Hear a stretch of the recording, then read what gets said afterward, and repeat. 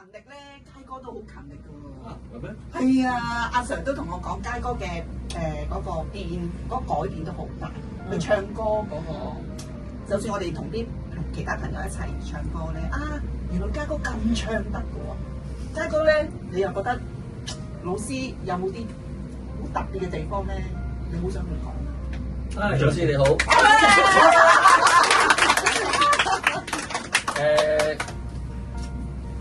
有某君介紹我入嚟呢度嘅，咁其實最吸引咧，先我講咧，呢個地方個名先，我先由慢慢講起啊。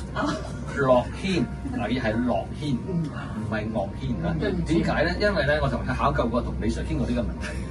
佢好低調地咧，唔將音樂擺喺第一位，佢將呢個歡樂擺喺第一位，所以叫樂軒。樂軒係一個小小天地咧，喺度尋歡作樂。找到自己嘅樂趣嘅。另外嗰個軒字係咩咧？軒嚟講咧，一個小小嘅地方，但係就代表咩咧？不凡脫俗，氣宇軒昂。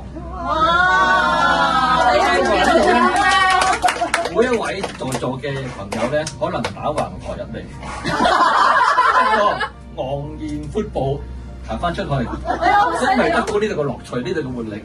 樂軒就係咁嚟㗎啦。佳哥咩樂趣啊？你得咗啲咩樂趣？嗱，再講落去咧就好難多啲好多嘢講㗎啦。好，我自己都冇所謂。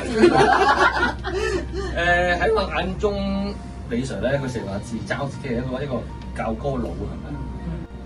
咁我呢個夾 band 友遇埋呢個教歌佬咧，擦出一個火花。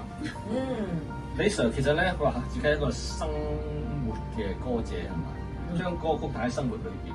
但其實我覺得咧，佢唔止添，佢係一個生命嘅歌者。我睇到佢咧，佢唔係以教歌為主，佢係以一種活力、一種朝氣咧，將在座咁多嘅朋友咧，尤其啲長者咧，從佢哋生命嘅一個冇長者，冇試呢個啊！我見到你個手指剪咗佢啊！呢度其實我最欣賞老師咧，佢真係咧能夠用歌曲咧，係令到一班即係可能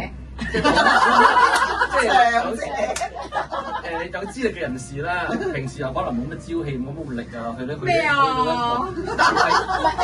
因為有阿李 Sir 嘅一種牽引咧，佢將歌曲咧帶入佢哋生命裏邊咧，我睇到咧每個人好開心。譬如跟埋姐姐咧，我真係一個好尊敬你嘅一個。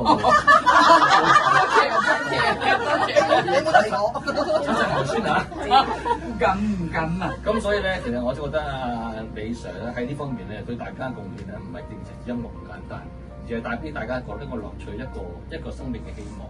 呢個係最大對佢欣賞嘅地方。